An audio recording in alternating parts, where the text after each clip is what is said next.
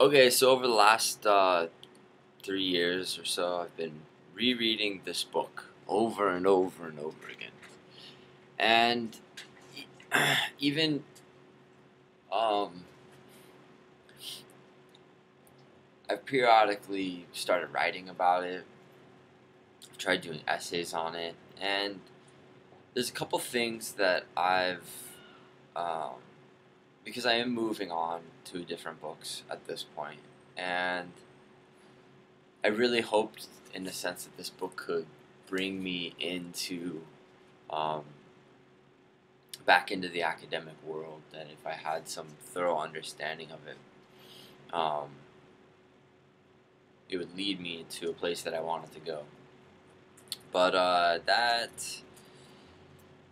that isn't happening, and I guess maybe I'm kind of explaining why that's not happening and why I feel like it's necessary to move on to other books. But I thought it would be a good video to make, because in explaining that, I have to explain um, a lot of important things about this book. Um, First of all, what does it mean to understand Truth and Method? Um, this is an interesting book to attempt to understand. Like, I've really tried to develop a thorough understanding of it, and this book my understanding of this book kind of talks back to that desire of what it means to understand. I've I've found a better way to explain in reading this book what I was trying to do when I went about understanding this book. Um, what does it mean to thoroughly understand? I would say what I was aiming to do was I was aiming to understand how each sentence um, contributed to the meaning of the whole of the book, of the finite book. This book right here, the whatever 500-ish pages of it. Um, that's what I wanted to know. I wanted to understand each sentence in context of the book, or the part in context of the whole. And this is a very traditional element of hermeneutics, or of interpretation. And this book talks about it. So as I'm trying to understand it and reading passages about what it means to understand, the way that I was going about trying to understand it changed. Immediately when that became clear to me, my question kind of governing my understanding of this book, meaning what does it mean to thoroughly understand this book, or how can I thoroughly understand this book, really changed. Um, it kind of evolved into something more like, how do I go about understanding the parts of this book that I don't understand, that don't seem to be explained by other parts of the book? Because after rereading this book many times, I became very familiar with different relationships, and or I should say, how the book explained itself. Now, this is somewhat problematic to say, because as this book also has given me the understanding is very horizontal. So it could be that from certain horizon, this book could be a unified whole. Like, it could seem, from my horizon, it seems that Gadamer, or the translators, but I'm sure quite a lot got through, so I'll just say Gadamer. It seems that Gadamer breaks from that tradition as he's explaining that tradition. But I think that's probably more the result of a reader needing to have more of a familiarity with his horizon. Like, you would have to do some of that work of reconstructing the horizon that he read in to understand this book. But as this book also explains, understanding the horizon of the author is somewhat inaccessible, because we're always approaching it from our current horizon. And that is kind of the source of where understanding comes from. So if I went and tried to understand Gadamer in his original Horizon, I would probably get some of that. But what more of that I would get is this kind of fusion of horizons that and this is a term from this book, the fusion of horizons. I would fuse, and what I would get would be I would be implicated in the meaning of it, and it wouldn't be exclusively. I would never know what the author was meaning to say. I would have an opinion on it or an interpretation of it, and so I think that is a point at which I kind of had many moments when I set down this book thinking about that I just, my desire for reading it, I couldn't any longer understand why I was reading the book.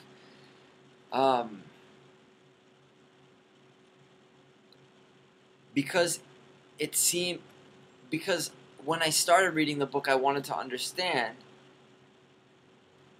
limiting the context to the book, which became impossible from my horizon, and then it became necessary for me to reconstruct the past horizon, which also is somewhat impossible. So I think for me, I can't just do that because I don't know, why can't I do that? I don't know why I can't do that, but it just doesn't seem right. Why doesn't it seem right? Well, one thing that I remember is an experience I had in college, in a philosophy graduate program, actually, where I took a Kant class, an Immanuel Kant class, where they were reading the Critique of Pure Reason, and I wanted to also do the same kind of thing. Like I did all the assignments, I went to class, I did all the essays, and honestly, understanding Kant was very provocative for me. It outraged me every time that I picked up the book, and I let kind of my final essay express the outrage of, but I tried to do it in a way that, you know, was academic friendly or whatever. But I certainly was understood that I was probably pushing some sociable limits. But this final essay was failed, and this is a point, as I've reread the teacher's, Kitcher actually, Patricia Kitcher's comments on why I failed this essay.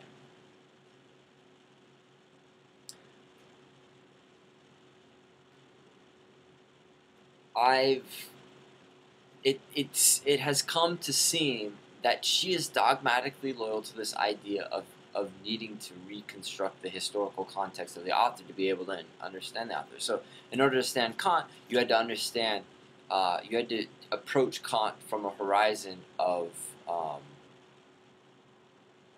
early modern philosophy. You had to be somewhat understanding of that, and she was dogmatically loyal to that.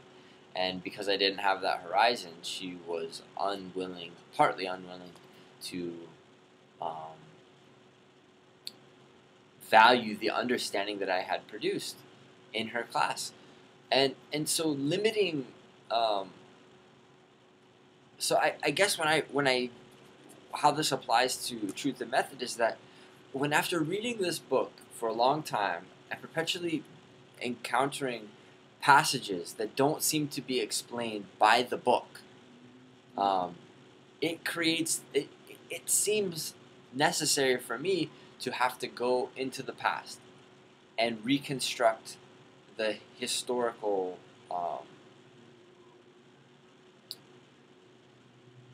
horizon, fusing my horizon with it to understand it.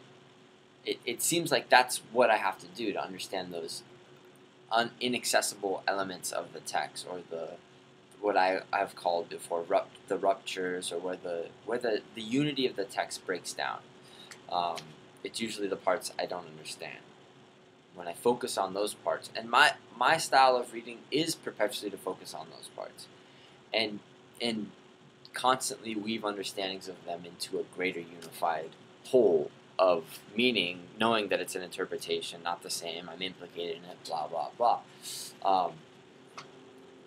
So, but having that previous experience makes me somewhat.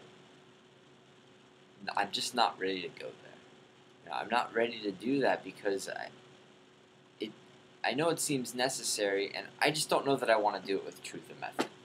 I still think, this seems to be somewhat of an authority on interpretation, or at least bringing together the disciplines, and I think it would be a very worthy, interesting project to continue understanding this book and developing greater, more unified understandings of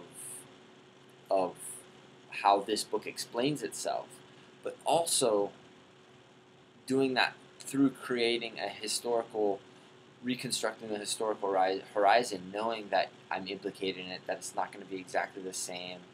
I think that would be a very good project. It would be a lifelong kind of project, and I just, every time I pick up Plato, and every time I pick up Kant and Hegel, and many of the other texts that he quotes from,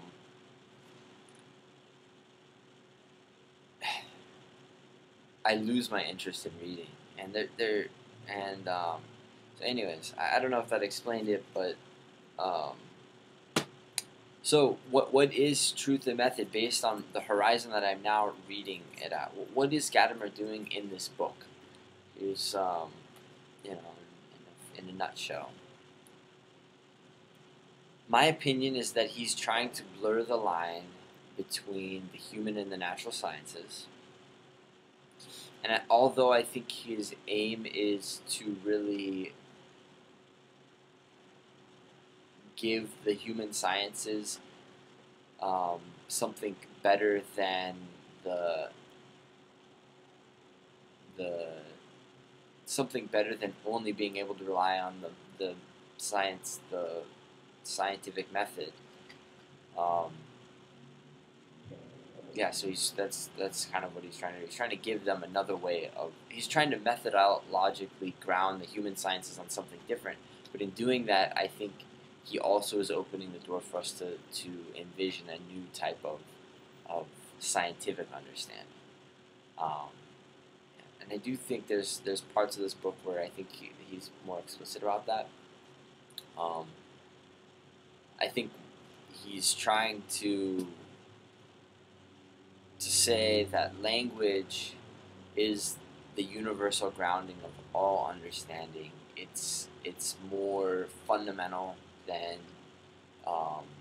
the scientific method, and hence, because this is a more real condition of what we are and what we're using to engage in the sciences, we should not be dogmatically loyal any longer to only knowledge that relies on things that are objective,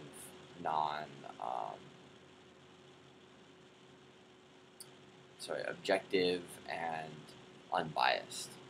And he's saying other stuff too, but I think he's somewhere in this. It seems like he's probably going to say, well, the problem that I have with this text at this point is that I don't know what he wants me to do, and I think I'm really interested in what he's saying that we should do,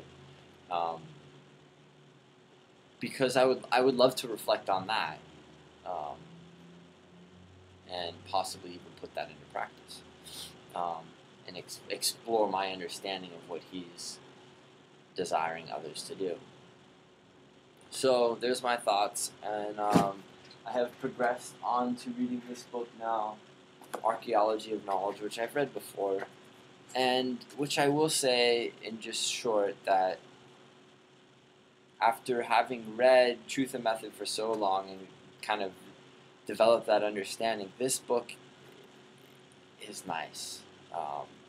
Attacking those assumptions that Gadamer, he doesn't seem to break, he doesn't seem to break too far from the tradition of understanding part and whole. He seems to kind of be more traditional about what he's doing. But Foucault, he seems to just be like saying, fuck you, man. Fuck you, tradition. This is why we need to be doing something different. And I don't give a shit if we're breaking from tradition. This is where we need to go. So, I don't know.